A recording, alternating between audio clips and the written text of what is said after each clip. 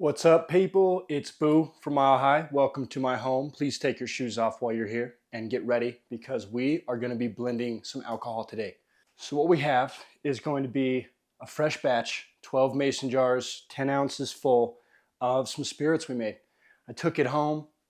Don't tell the company, but we are going to be blending with them today to show you what's going on with that. So there's two main ways to blend as far as I'm concerned. We'll show you way number one. And then way number two is my preferred way. We'll go a little more in depth with that one. So what I'm gonna have here is about 7 jars worth of hearts and 6 jars worth of tails. Now we don't want heads at all when we blend. There's no reason to consume them. There's no reason to have them tainting our good alcohol. So we don't really blend with those.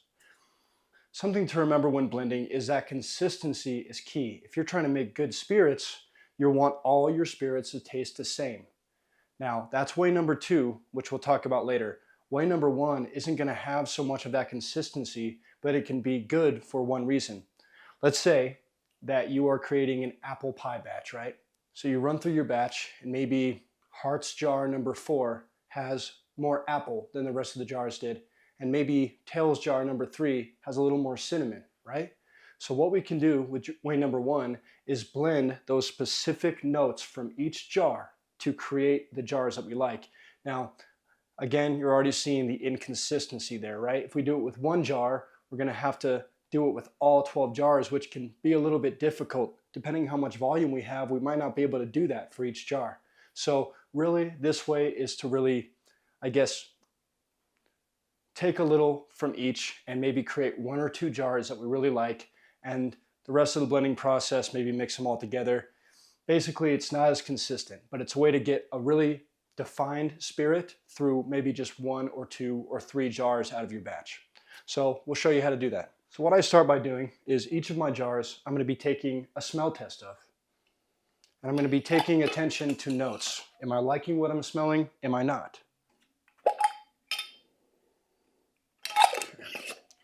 What I can also do is jars that I'm really liking, I can set to a different corner, different portion to place there.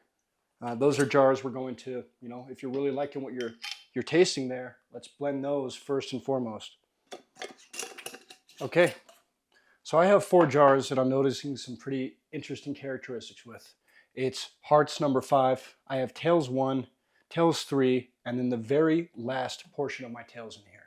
Those are all kind of giving me a little bit different of smells, and I'm liking all of them. So we're gonna go ahead and blend them all together and see what we get. Let's go ahead and take a fresh mason jar, and let's put, these are all 10 ounces full. So out of curiosity, what I'll do is, let's do 2.5 ounces worth of each jar and see what we get from there. And already through smell alone, I'm noticing a nice blend of some of those unique notes I was tasting in my spirit. So right here is step number 1. There's nothing much to it. You can continue this with as much alcohol as you have, but if you only pick, let's say like I did, 4 out of 12 of those jars, remember, if you're using 2.5 ounces per jar, you're only gonna get like 4 of those jars out of 12. So again, it's not as consistent, but if you're looking for sort of a special jar, something that has a little bit of those characteristics, just for you, or if it's personal preference, then this is the way to go. Now, obviously, outside of smell, be sure to taste all those spirits you put in. And that's really all there is to jar number 1. This is very specific, and it's just a way that I wanted to show you guys because you can do it this way.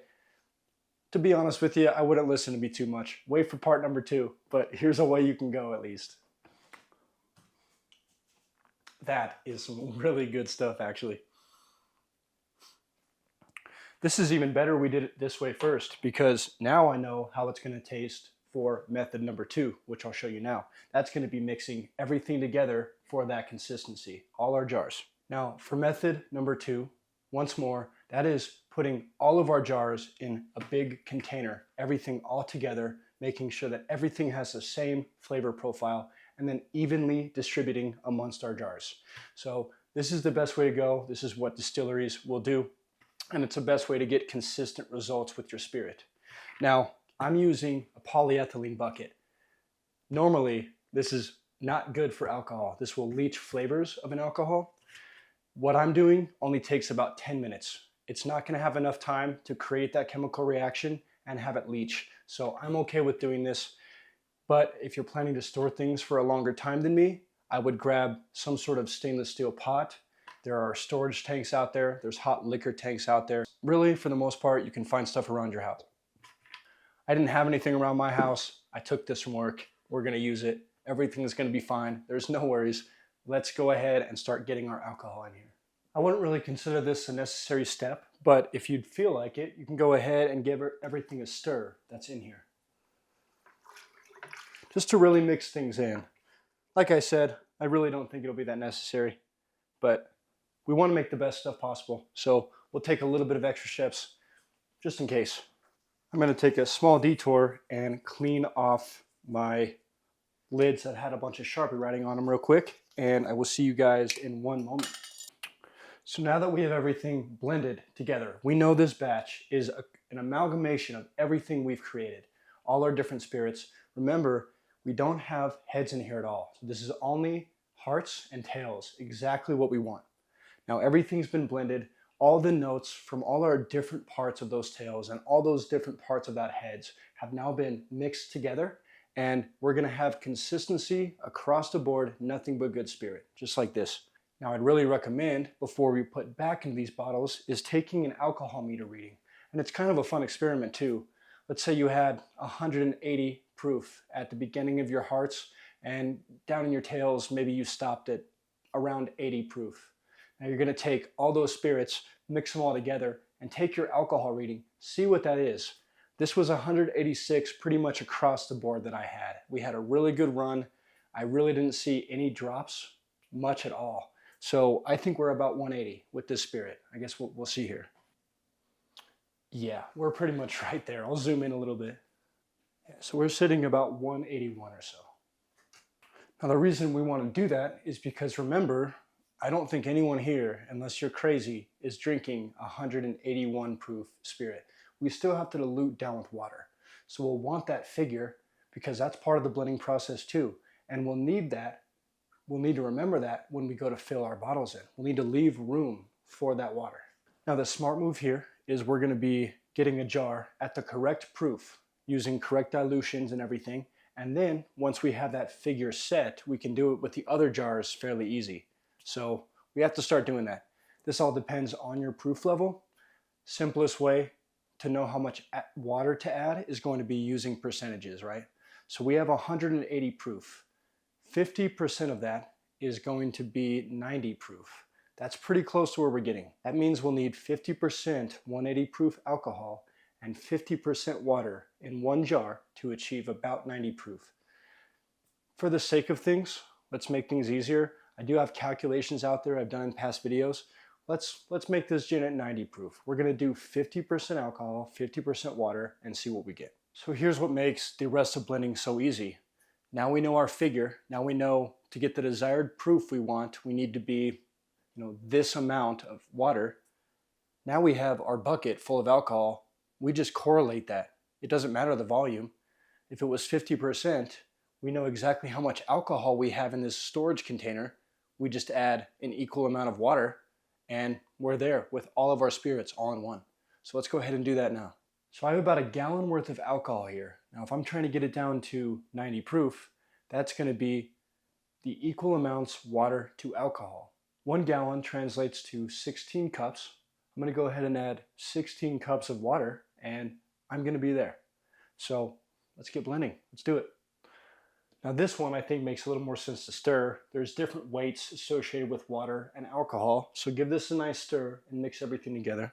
And now that we've reached our desired proof, it's simple as pouring into the jar. Now that we have every last bit we're looking for at the right proof, we'll just go ahead and fill that jar up. And guys, you have successfully blended your spirit. Now before we start filling our other jars, we have to taste what we just made at the right proof, right? We need to see if it needs to go up or down from there. So I think now's a perfect time, folks. If you have a shot, grab one. If you don't. Thank you guys so much for watching. These videos have been such a blast to do. It's fun doing this new environment as well. gives a little bit more energy. I like thinking of different things that you guys would like to see, but also things that I want to try. So it's really fun. We both kind of grow from this experience, and I'm just really happy that you guys have watched and supported us. If you haven't already, please be sure to like and subscribe to our channel. Please look down below for all our social media links. Once more, thank you for watching, and cheers to you, my brothers and sisters. So I think there's really no bite to it. That's what most people like. I kind of like a little extra bite. I think for the sake of things, because I plan to bring this to my team, and I think they really don't like that bite as much, I'm going to keep it how I've had it, but I'm going to use method 1, create my own little jar at that higher proof, keep that to myself. I think that's a good plan. Oh, just kidding. I already blended all the alcohol. So that's why you do step 1 first. Okay, all right. Luckily, I stored the jar that I did for step number 1. So I have 140 proof right here. That's for me, baby. That's for me. Once more, guys, I just want to thank you so much for watching. If you guys have any video ideas you'd like to see, anything, any notes on this video, anything at all really, go ahead and comment down below. At the same time, like and subscribe, and we will see you guys next time. Thank you for watching.